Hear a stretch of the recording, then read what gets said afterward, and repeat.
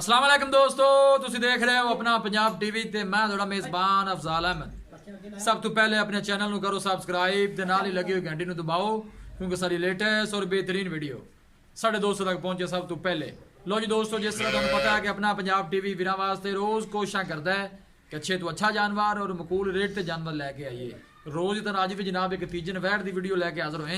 सब तो पहले मेरा कैमरामैन तुहानू वैट दिखाएगा तो मजीद गलबात करांगे मालक दे नाल कि मालक की डिमांड करते हैं। दिखाओ जी वैट दिखाओ।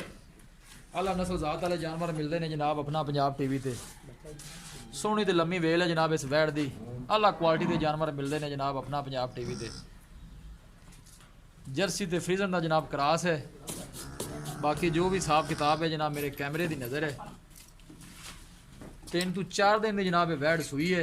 तीसरा सुआ जनाब सुई है। पिछे ने जनाब ए डब्बे रंग का बच्चा 3-4 दिन की सुई कल लगाना ये कल सुई हां जी कल सुई है। ठीक हो गया जी, कल सुई है जी। कल सुई आर्डर क्वालिटी माशाल्लाह बड़ी लाजवाब है। इस वैड कोले थन माशाल्लाह बड़ा खूबसूरत ते मुठबर लगे है। पूरियां मिरलां दे ए जनाब देख सकते हो। आला क्वालिटी के जानवर जनाब पंजाब टीवी ते। वेल माशाल्लाह बड़ी लंबी है। जर्सी ते फ्रीजन का जनाब एक क्रॉस है।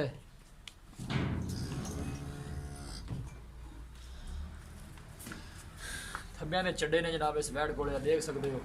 पूरियां मंडा ने जनाब हवाने नियां।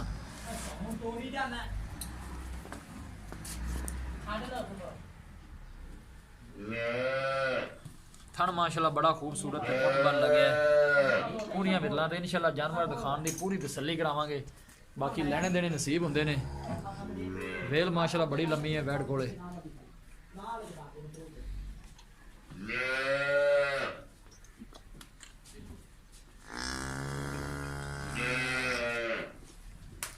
इधर छड़ के टोरा जाए तो थोड़ी तसल्ली हो जाए।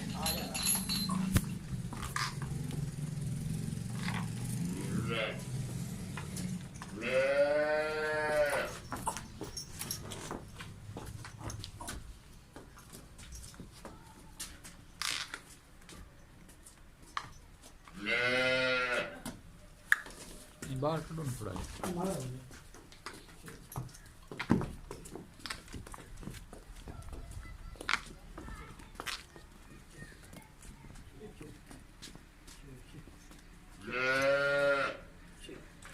बस ठीक है, ले चलो वापस।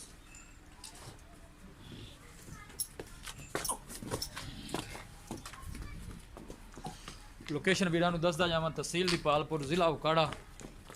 अल्लाह क्वालिटी के जानवर मिलते हैं जनाब अपना पंजाब टीवी ते।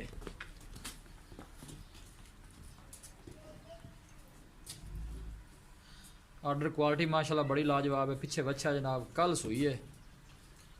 थना ने वंडा माशाल्लाह बड़ियां खूबसूरत लाजवाब ने, देख सकते हो। पूरियां विरलां दे।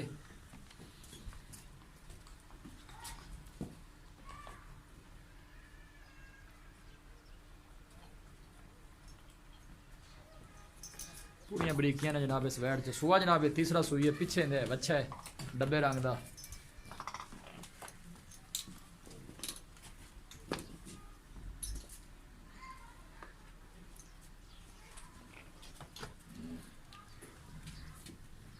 थन माशाल्लाह बड़ा खूबसूरत मुठबर लगे है।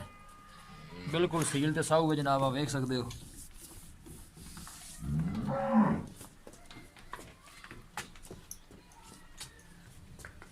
बस ठीक बन दो मलिक साहब।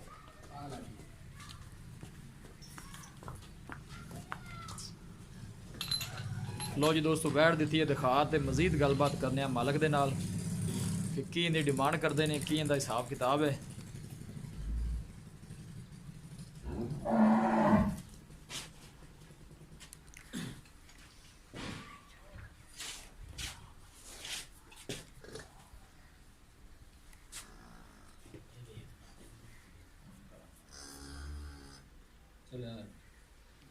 अस्सलाम वालेकुम जी।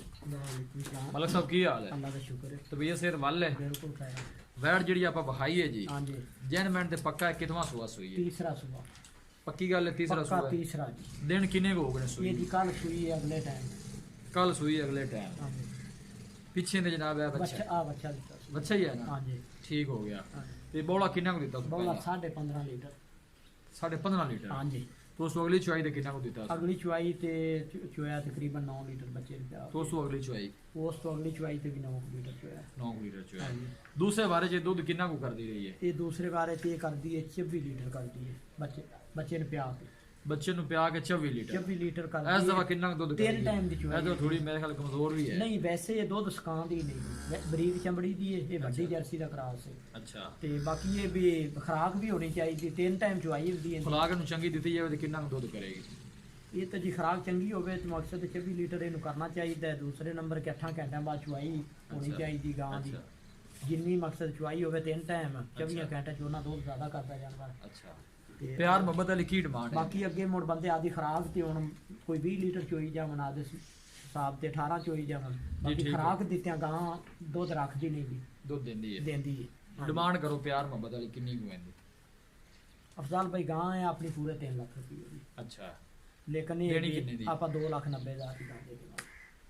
2,90,000 मैं लवांगा मतलब सब ज्यादा। भाई जान गां अपनी दा हिसाब देखिए चोमन देखिए ते गां 4-5 लाख दी लगदी। अच्छा। अगर थोड़ी जी संभाली जाती तो गां 5 लाख रुपए वो संभाली जाती तो फिर ही हाँ सही। लेकिन दुध चुआई करा नहीं रही फिर उस इस वास्ते थोड़ी फाइनल जे पैसे दसो वैट कितने की देनी है? 2,90,000 जो रेट है वो ज्यादा है जी। वो 5,000 हो छड़ जाना 285 च? हाँ। 285 भी ज्यादा है मतलब। भाई जान फिर आप रेट करते ही नहीं नहीं रेट और घटाओ। आप बेचनी आप घर नहीं रखनी। भाई जान आप 280 तो कर दीजिए।